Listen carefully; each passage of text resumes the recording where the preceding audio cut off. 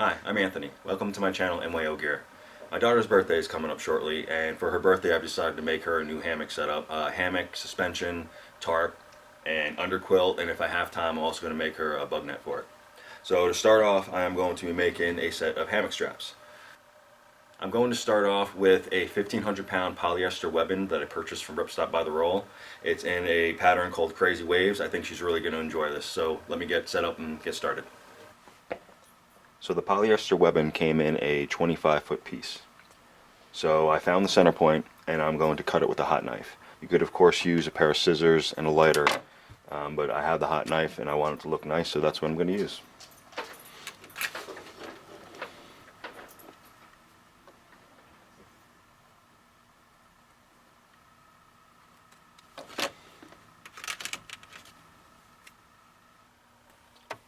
So I have my straps cut to the length that I want.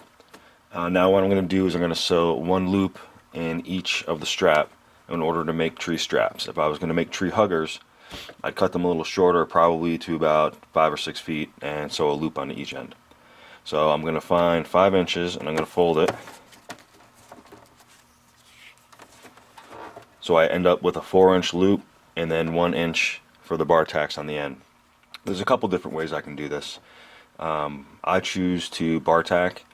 I could also do a box stitch with an X through it, but a lot of computerized machines have a built-in bar tack stitch, and I prefer to use this baby lock because it has a really nice bar tack. I'm going to go ahead and grab this black webbing and I'm going to show you guys on this what the bar tack looks like. It just pops out a lot better on this black webbing. So a lot of computerized machines have a built-in bar tack, but they're going to work a little bit different on each machine. My Genome works very different than this one. The baby lock has a buttonhole foot, and what you do is you use these points, measure your webbing. I found a sweet spot which is right in the middle there. You adjust this to the length that you want it. So I will move it right about there, right about there.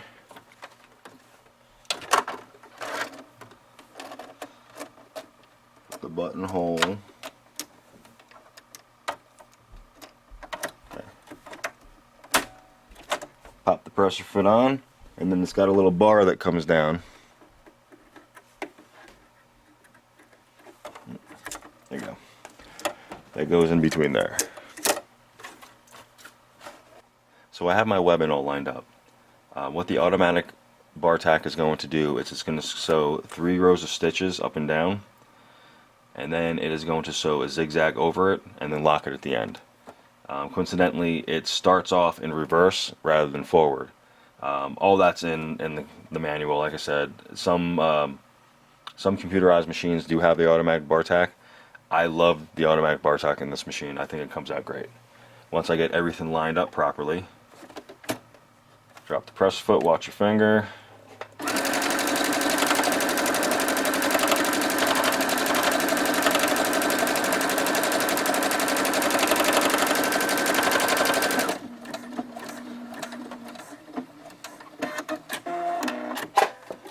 And it also has an automatic thread cutter, and that is a really nice bar tack. So I'm going to go ahead and throw a few more in there. Okay, so that's my 4 rows of bar tacks. And the back side. Just got to clean it up a little bit. I really like how this machine bar tacks. So if you don't have an automatic bar tack, how would you do that? Well, let me show you. So how would you go about doing a bar tack if your machine does not have an automatic bar tack and stitch? Well, it's basically just a zigzag stitch lock to both ends. So I set my machine to a 3mm width, and I'm going to set it to 0.5mm length. I'll go ahead and put my webbing in. I'll start it, and then I'll do a reverse to lock it. Then I will go across the webbing, and at the end, reverse it again. And then I will have my bar tack. Okay, so I'm going to line up my webbing underneath the presser foot. I think we're good to go.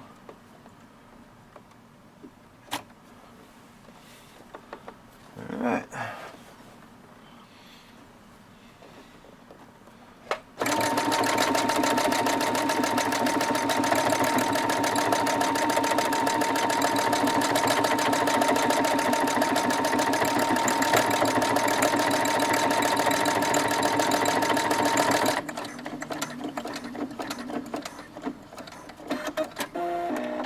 I'm going to sew 3 more of those and we'll call it a day. Okay, so that is one finished loop. I'm going to go ahead and sew the other one now. Okay, so that was a nice easy project. I now have a set of hammock straps.